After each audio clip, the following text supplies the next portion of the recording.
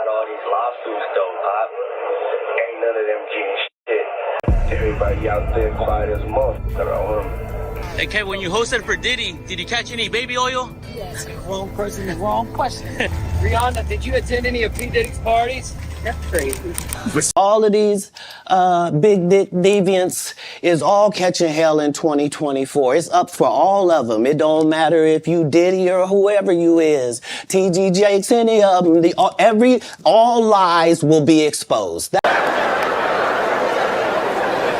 Motherfuckers be gay in Hollywood, you never expected. They be having these big mansion parties, and the mansion party, the whole mansion is a party, and then it's a separate party in the little rooms. I ain't been famous that goddamn long. I'm excited in a motherfucker to be at the mansion party. You be looking in all the goddamn rooms, and you around and look in the wrong room and shit. I'm coming to the party, yo. It's on. Nah, Pop, he ghosting. All right, buckle up for this one. Katt Williams has dropped another bombshell. This time spilling the tea on some mysterious phone calls Sean Diddy Combs made from behind bars. According to Katt, these weren't your average hello-how-are-you-doin calls. Nope, they were filled with strange mentions of pizza boxes. But before you think it's just about food, Katt suggests there's a code beneath the words, maybe even a message hidden in plain sight. Is this all a secret language or a smoke and mirrors distraction? Let's dig into the strange world of celebrity secrets and decode what might really be going on behind those calls. I'm gonna need you to get rid of all the leftover pizza boxes. The what? All the boxes left over from the pizza. All the boxes. Okay. Make sure you recycle the plastic like we talked about. The disgraced music mogul is struggling financially. He is having to fight dozens of lawsuits, including the big one from the federal government, and many more lawsuits. Sean Combs' lawyers are doubling down and asking the court to stop potential witnesses and accusers from publicly commenting on the rapper's criminal call. That Sean Combs' lawyers, they have been petitioning the court to stop information from being discussed in the public about this case. And that has taken multiple forms. First, Combs' defense team accused the government of improperly releasing information and commenting about. Listen, do not entertain none of this nonsense and nothing over the phone. I'm gonna need you to get rid of all the leftover pizza. Rap, though, we got attention right now. Man, just do the I told you to do, and don't forget about the list. Make sure that shit is fucking signed.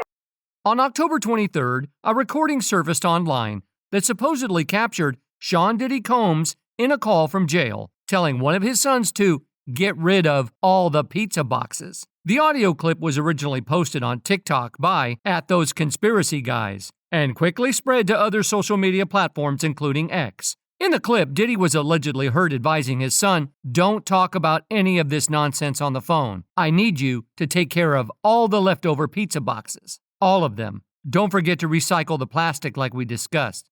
His son reportedly responded with phrases like, "I, all right, and yeah," seeming to acknowledge what Diddy was allegedly saying. Listen, do not entertain none of this nonsense and nothing over the phone. I'm gonna need you to get rid of all the leftover pizza boxes. The what? All the boxes left over from the pizza.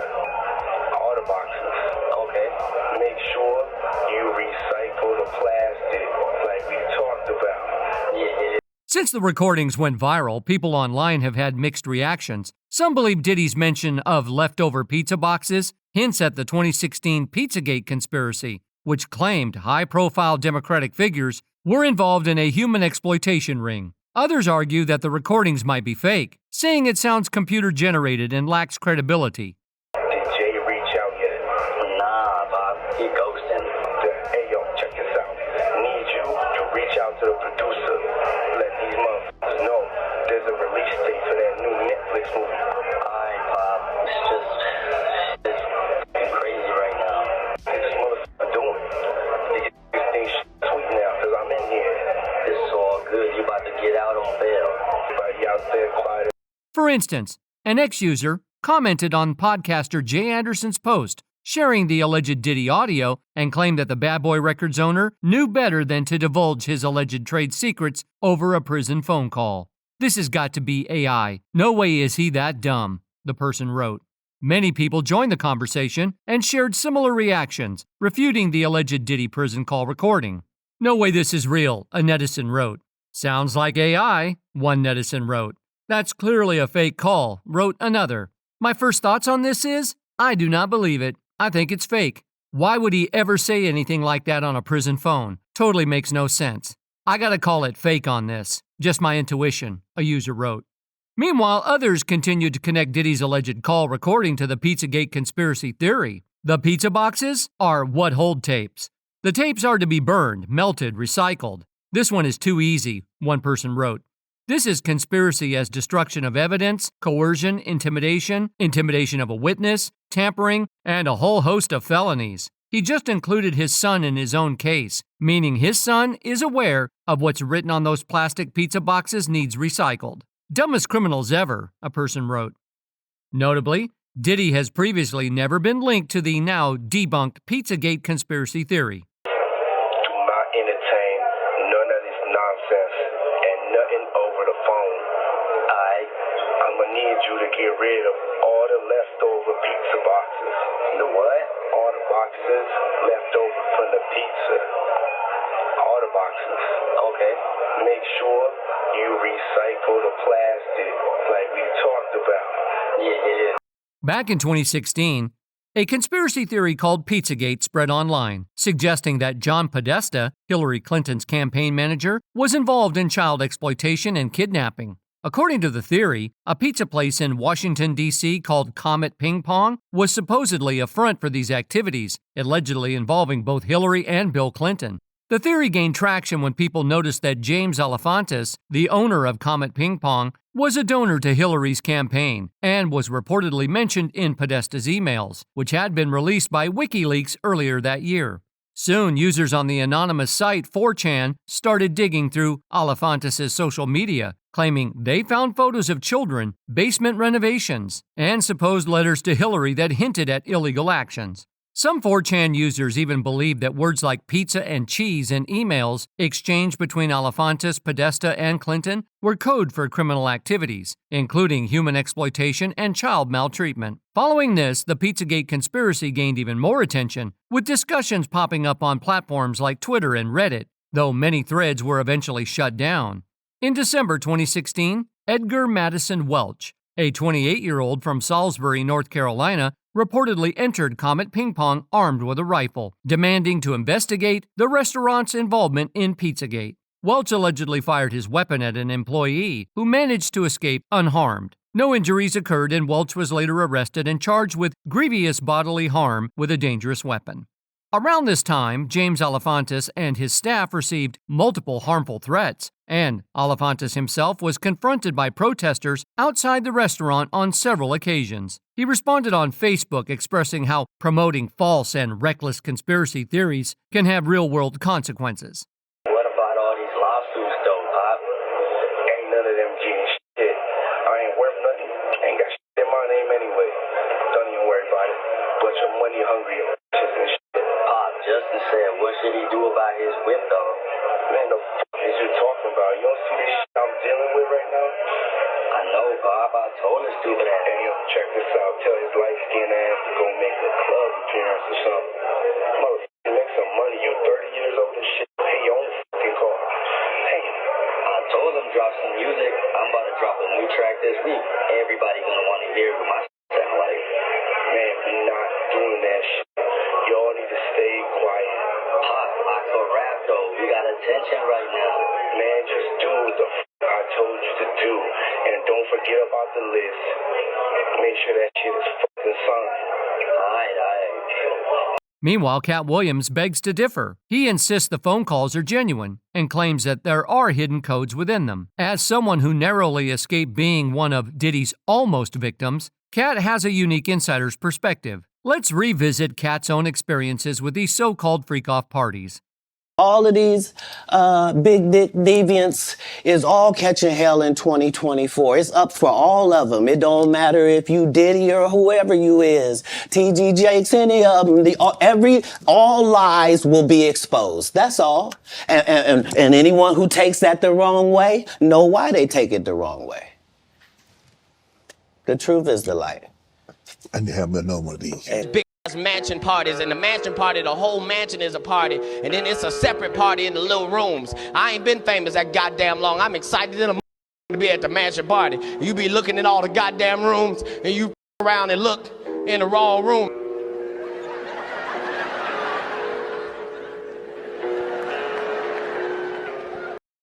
Rumor has it that Katt Williams was one of the people Diddy allegedly tried to take advantage of at his notorious parties. Sources say Diddy was so determined to get close to Katt that he even offered him over $50 million for a decade-long contract that would give Diddy personal access to him. But here's the shocking part. Diddy reportedly included a clause allowing his party crew to sleep with Katt without any protection or preparation, aiming to humiliate him. And you gotta tell him no. You got to tell him no. I did. See, I got the receipts for everything I'm telling you. Katt claims he has all the proof to back this up and says he's ready to hand it over to the authorities whenever they ask. Meanwhile, Diddy's currently facing up to 100 years in prison after Homeland Security arrested him on charges of exploitation and smuggling people into the U.S. for his infamous freak-off parties. A judge recently denied his bail offer, which included $50 million, his Miami mansions, and even his family's passports as collateral, including that of his young child. Today, I think I'm still stuck on this $50 million bond because if you look at the fact that in California, the average bail amount for is $2 million and your bond amount is 10% of that, right? So that's $200,000. And you can pay your bond by putting up your house, putting up your assets, whatever the case may be. But this man paid off an $18 million home. And the judge just said, nah, you gonna sit in jail. I've talked about this before. According to an incident released the day after his arrest, these charges against Diddy trace all the way back to 2008. He reportedly avoided justice for so long thanks to powerful allies and hotels on his payroll, along with people working to keep his victims silent, or, as alleged, permanently quiet. Diddy is said to have led a criminal operation that involved exploitation, forced labor, transporting people across state lines for illegal activities, kidnapping, racketeering, and even arson and bribery. He allegedly used threats and manipulation to force women into these parties with male staff, filming everything and creating a disturbing collection of videos. I don't care what your life looks like. I don't give what other people have. I really don't. Because what did you do to get it? How did you end up in the position that you're in? Because the fact of the matter is, if you did something dirty to get where you are, you will have to pay the debt of your transgressions. You will have to pay it in full. It might not be on this side. It might be on the other side. But you will never escape the return on the investment that you made to get where you are. And the return on your investment might be jail. Diddy's infamous freak-off parties reportedly last for days, with victims so drained that they were given IV fluids just to recover. The disturbing details don't stop there. Most of these victims were allegedly flown into the U.S. against their will, trapped in situations they never agreed to. Diddy and his crew supposedly used massive amounts of lube and baby oil on these individuals to make their actions even more degrading. Everybody know ain't no party like a Diddy party, so. Yeah, that's what's up. Yeah. Everything they can presented a package, keeping track of every single individual he would come into contact with. But the nature of the charges would make that very, very difficult. During a raid at Diddy's Miami home a few months ago, federal agents reportedly uncovered a trove of alarming evidence, thousands of bottles of baby oil and lubricant, countless tapes of the events, and even weapons were found. Among the stash were AR-15 rifles with their serial numbers scratched off, all hidden away in Diddy's bedroom closet. We're now getting a closer look at the mountains of evidence federal investigators collected at the homes of P. Diddy leading up to his indictment. This includes things like guns, ammunition, electronic evidence, and more than 1,000 bottles of baby oil and personal lubricant. This discovery was a huge turning point in the case. Many believed the fallout might just result in lawsuits, with Diddy escaping jail time altogether. But with this new evidence, the case took a serious turn, casting a shadow over not only Diddy, but also others associated with him, including Cassie, Jaguar Wright, and others who have previously spoken out. The victims, I can let them know it's safe to come outside. So let me ask you, Jag. Diddy was, and we're gonna go through this whole thing real quick. Jaguar warned y'all. That's what they saying on the associate. They got like 13,000 people or so over there now. Yeah. And they was watching me on TikTok. They was telling me in the chat, "Don't cry, Jag." Wow. One person everyone keeps talking about is Katt Williams. At the start of the year, he said that 2024 would be the year of truth, and he wasn't wrong. In his now famous interview with Shannon Sharpe, he mentioned that Diddy would be exposed this year. All of these big dick deviants is all catching hell in 2024. It's up for all of them. It don't matter if you Diddy or whoever you is. TG Jakes, any of them. All lies will be exposed.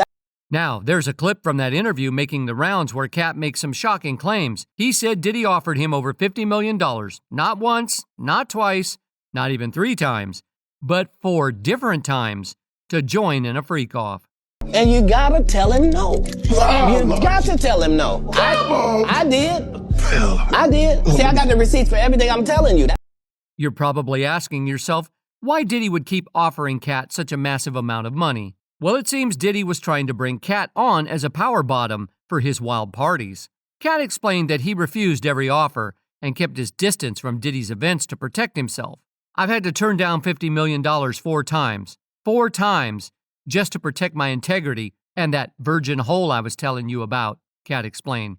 Because P. Diddy be wanting the body, you've got to tell him no. You've got to tell him no. I did. See, I got the receipts for everything, I'm telling you. That's why I can say them, because I'm favored by God. Like, when I see people's wives and stuff, I don't even look at them, you know what I mean? I don't want to look at nothing I don't want to have, because I know how blessed I am. If I look at it, I got it. That's how Diddy be feeling. Katt shared that this wasn't just Diddy who tried to pressure him into being a power bottom. He revealed that Harvey Weinstein once directly demanded a certain act in exchange for a movie role, which Katt flatly refused. According to Katt, he spoke out about Weinstein's actions long before the scandal went public, which he believes led to him being canceled. Canceled me for talking about Harvey Weinstein before the thing came out, but he offered to suck my penis in front of all my people at my agency. What am I supposed to do? He did all of that. I'm thinking I'm the only black person on the script. I get there, it's 3 other black guys on there. Woo. Huh. So you wonder what they did to get there? I told him no. What y'all do? Weinstein allegedly made the demand right in front of Katt's agency team. What was I supposed to do, he said, explaining how he thought he was the only black actor on the script, only to find 3 others there. This left him wondering what they might have agreed to in order to get the role. This is why when I walk into a room, heads go down, he added. So you wonder what they did to get there? I told him no. What y'all do? And this is why when I walk in a room, heads go down. Behind my back, I'm nothing. I'm just a regular old comedian that's bitter and jealous. But in my face, no, no, no. The king has walked in and they have to respect it only because I've not taken the shortcuts. I've not been funded. They pay you to not talk about things they don't want you to talk about. Katt also recalled another incident with Ice Cube and the producers of Friday After Next. They wanted him to shoot a scene where he was attacked by Terry Crews for laughs, but Katt refused, saying there was nothing funny about someone being attacked.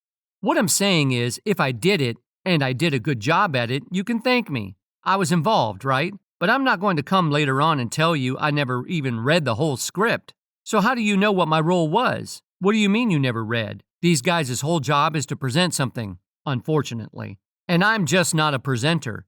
If you ask me a question, I'm just going to tell you the truth of how it went, Katt said in an interview. You to not talk about things they don't want you to talk about. They tell you that themselves. I can't do that because Steve told you that he stopped doing stand-up because he has 7 TV shows. The Money Mike in the original script got aid in the bathroom, and that's what Ricky Smiley was okay with. Katt Williams had to take the risk in front of the studios, the cast, and all the powers that be in his very first movie and say respectfully and humbly, guys, if we're talking about anything else, I have no credibility and no pull. But if we're talking about comedy, right, where I have all the credibility and all the pull, the problem with Friday After Next is we're trying to make a classic comedy, and this comedy involves attack, which is never funny, no matter who it happens to or what the circumstances are. If you would allow me to let us do this movie without a black man getting Aid? And I promise you that it will be twice as funny as it would be with him getting aid. Totally unbelievable. If Katt didn't have such strong morals, he could have easily been taken advantage of and mistreated in the industry. Many are shocked he managed to escape unharmed, especially since Diddy has a reputation for not letting people go after making such proposals. They know too much and could reveal it to the media. Integrity and that virgin hole I was telling you about. Right. Because P. Diddy be wanting to party. And you gotta tell him no. You got to tell him no. Diddy's alleged actions came to light in his indictment, which reported that he would choke, shove, hit, and kick people, leaving them with injuries that took days or even weeks to heal. His employees and associates sometimes blocked victims from leaving or tracked down those who tried to escape. He also used explicit recordings to control women, keeping them quiet and compliant. To further manipulate his victims, he would promise career opportunities, withhold financial help, control their appearances, monitor their health, and decide where they could live. As criminal charges loomed, Diddy and his associates reportedly pressured witnesses to stay silent, using bribes and spreading false stories about the incidents. Prosecutors even claimed Diddy and an unnamed partner kidnapped someone at gunpoint in December 2011 to help them break into another person's home. Just 2 weeks later, they say Diddy set a car on fire by cutting open its roof and throwing in a Molotov cocktail. The whole situation is chaotic. He put up his home for sale in Los Angeles, in the Holmby Hills area, a very, very ritzy part of town near UCLA, right next door almost to the Playboy Mansion. Since listing the property, Diddy has not had one single offer. In fact, very few people have even stepped foot inside the house to take a 22 at an after party on the night of the BET Awards, Diddy spiked his drink, him, and then later he claims that his drugged body was passed around like a party favor for enjoyment. I love y'all. In another filing, a woman claims Diddy raped her after she met him at a party attended by Mary J. Blige, Lil' Kim, and Nicki Minaj in Las Vegas. To be clear, the stars are not accused of any wrongdoing. The alleged victim claims she woke up groggy and sore and, quote, was horrified to realize that she was raped by Combs. Remember, the trial hasn't even begun yet. These are just the initial allegations. Much of what's been claimed will be revealed in detail in court proceedings, and it looks like things are only going to get tougher for him. As for Katt, he's done his part by warning us, and is now watching everything play out. Katt mentioned that the investigation into Diddy is still ongoing, and that more charges could be coming. He also suggested that other people might face charges in connection with the case. An attorney representing Diddy's victims also noted, this office is committed to investigating and prosecuting anyone involved in exploitation regardless of their power, wealth, or fame. The indictment even includes footage from his hotel security cameras in 2016. Earlier this year, CNN aired a clip that appears to show Diddy maltreating singer Cassie, whose real name is Cassandra Ventura, in a hotel hallway in Los Angeles. In May, Diddy publicly apologized for his actions, calling his behavior inexcusable and saying he takes full responsibility for what happened. Disturbing new video appears to support some of the accusations of abuse against music mogul Sean Diddy Combs. We want to warn you that this video you're about to see is extremely graphic. The survey. I mean, I hit rock bottom, but I make no excuses. My behavior on that video is inexcusable. I take full responsibility for my actions in that video. The indictment reveals that Combs allegedly attempted to bribe a hotel security staff member who intervened during the incident, hoping to buy their silence. It also claims that Combs referred to these events as freak-offs. Prosecutors say he was the mastermind behind these gatherings, often filming them and giving illegal substances to his victims to ensure their compliance. According to the indictment, Combs used the sensitive footage from these freak-offs as leverage, keeping control over his victims by manipulating them in various ways. He allegedly maintained control through narcotics, financial support, housing threats, career promises, and by monitoring their locations and even dictating their appearances. Can someone come to Hollywood and not do drugs? Yeah. And be successful? Oh, hell yeah. It's not, it's not a requirement. Bro, the requirement is you gotta say no to Diddy. If it's new booty in the building, you know he gonna get it. Don't take your girlfriend to a Diddy party. Nigga, you can take the bitch, but he wants you. He ain't worried about that bitch. he is not worried about that bitch at all. Okay, he ain't. According to Williams, the victims felt they couldn't turn down Combs without putting their safety at risk or facing further maltreatment. Prosecutors also accused Combs of using firearms to intimidate and threaten both victims and witnesses. During a Homeland Security raid on Combs' Los Angeles and Miami homes in March, agents reportedly found a stockpile of firearms and ammunition, including 3 AR-15s with defaced serial numbers and a high-capacity drum magazine. William Walker, the acting special agent in charge of Homeland Security Investigations' New York office, commended those who came forward to speak with authorities. He emphasized that this case exposes a pattern of manipulation, exploitation, and outright mistreatment, and credited the courage of victims and witnesses, saying their resilience in the face of severe hardship made this moment possible.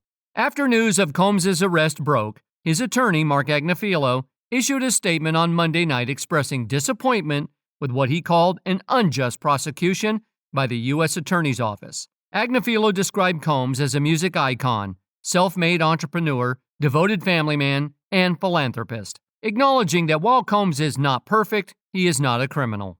Agnifilo also highlighted Combs' cooperation with the investigation, explaining that Combs voluntarily moved to New York, expecting the charges. He urged the public to reserve judgment until all the facts come to light, saying these actions show that Combs has nothing to hide and looks forward to clearing his name in court. Combs came to New York on September 5th. As soon as we realized that this indictment was going to be coming down in a matter of weeks, maybe months, but sometime soon, Mr. Combs got on a plane, left his home in Florida, flew to New York. I called the prosecutors myself. I said, Mr. Combs is in New York. Do you want to know where he is? If you want to know where he is, I'll tell you where he is, but he wants to surrender. He's here to surrender. They didn't want him to surrender because if he surrenders, they don't get to tell the judge that he's a flight risk and he's a danger. But what do you think? Does Katt Williams' reveal of Diddy's alleged $50 million freak-off contract and strange prison call change your perspective? Do you believe Diddy could really end up facing 100 years? Share your thoughts in the comments below. That's all for today. If you enjoyed this video, don't forget to like, subscribe, and turn on notifications for more updates. Stay tuned.